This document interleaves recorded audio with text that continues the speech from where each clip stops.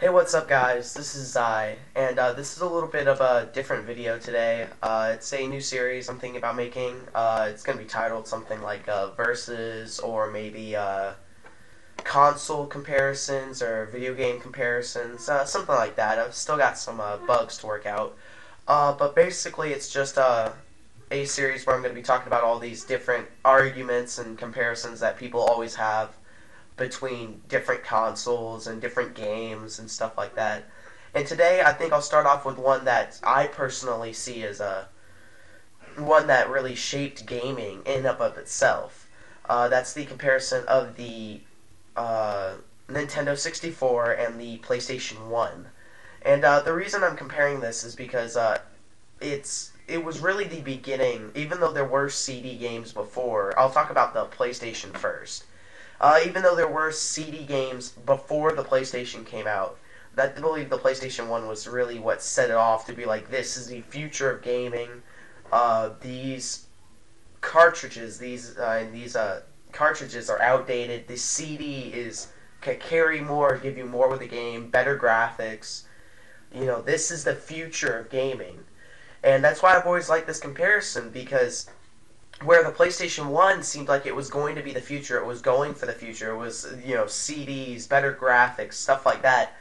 And then you have the N64, which to me represents the last stand of older gamings, the cartridge, but still managed to keep up with this newer system with just amazing gameplay.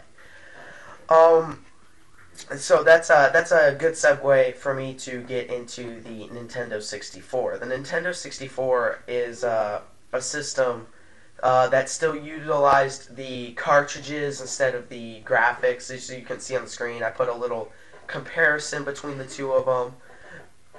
Excuse me. The controllers, I'll be talking about the controllers, the games, the systems, and how the systems are perceived. And then I'll give you my opinion at the end, because this is an opinion, guys. Leave in the comments section below what you think, what was your system growing up, and stuff like that. That's also a really good segue. I might as well talk about that while I brought it up.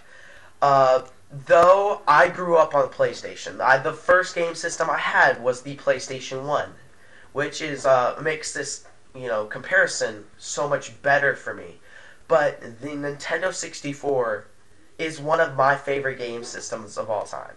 I'm actually trying to get a Nintendo 64 as we speak. I'm trying to get my hands on one just so that I can play the original, Mario Kart 64, the original Ocarina of Time and Majora's Mask from the Zelda franchise.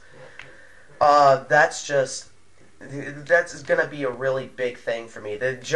I'm comparing my original first console to a console that I respect and love more than a lot of these newer consoles coming out today, because it was just such a amazing console. Though the graphics at the time were amazing. At the time, both of these consoles had amazing graphics for its time.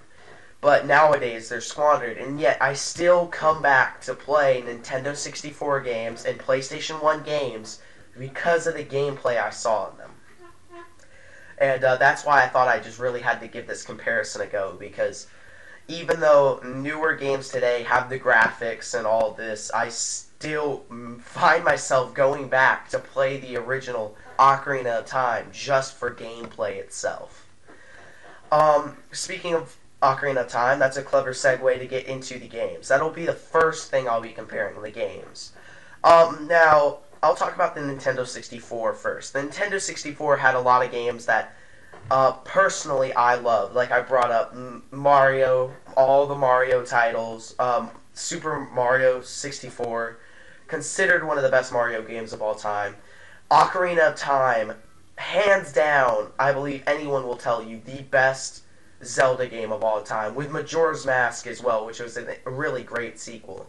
But then you have the PlayStation titles that I think where most people see Nintendo as a very, kiddie system, you have then on the other side of things the PlayStation, the gritty, the Resident Evils, the Twisted Metal, those sorts of games. It seemed like the PlayStation 1 was the first stand for, quotation marks around this world, real gamers, hardcore gamers.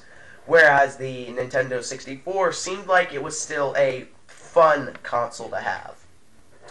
And just for that reason, I think I have to give this to the PlayStation. It just seemed to have more known titles, more hardcore gamer titles, more games that hardcore gamers today can go back and still play and still enjoy. Games such as Metal Gear Solid and other games such as that. Next, I'll begin talking about the controllers. And the reason I want to talk about the controllers is you have two totally different controllers that to this day are still considered some of the best controllers ever made. First of all, let's talk about the PlayStation controller, because it's still being used. They're talking about changing a little bit in the next PlayStation that's coming out, PlayStation 4. But up until this point, it went through a good 10, 12 years, something like that. Like almost 15 years straight of having the same controller. And to be able to say that, the controller they made, 15 years ago was still being used through 3 generations of consoles. The PlayStation 1, the PlayStation 2, the PlayStation 3 all had relatively the same controller with just slight alterations.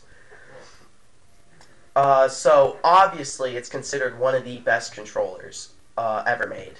But then you have a different breed of controller. That's why I love the N64 just for the controller as well. The controller is a different breed of controller. The way it's set up and the way the games used the controller was so important. It was such a weird design. I can see why a bunch of people didn't like it, just because it felt a little clunky, a little weird in your hands.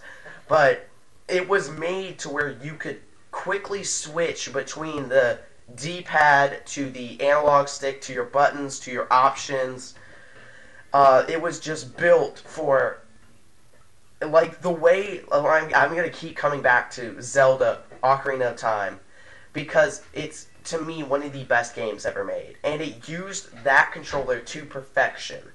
Though the Wii Virtual Console uses their controller fairly well, that game was designed for the original N64 controller, and you can really feel it if you actually play it on the N64. You can feel how easy it is to play that game with that controller, and how it was designed for that controller. I've got to get going. I'm running a little bit late, but there's just so much to talk about.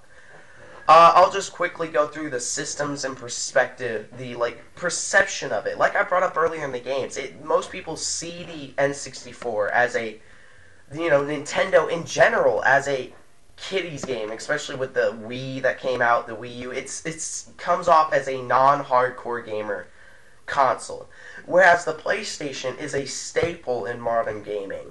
The PlayStation 4 that's about to come out, and the PlayStation 3 and the Xbox is, if you're a hardcore gamer, you have one of those. And that's just something you have to consider. So though I give the N64, personally, I love the controller. I'll give it a win on the controller. I gotta give it a loss on the perception, the ideas of it, the way they sold it, because they sold it as a family-friendly thing. Whereas PlayStation was like, if you're a hardcore gamer, you have this console.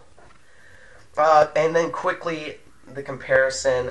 Though the N64, to me, is my favorite console of all time, and I will forever want to play this game.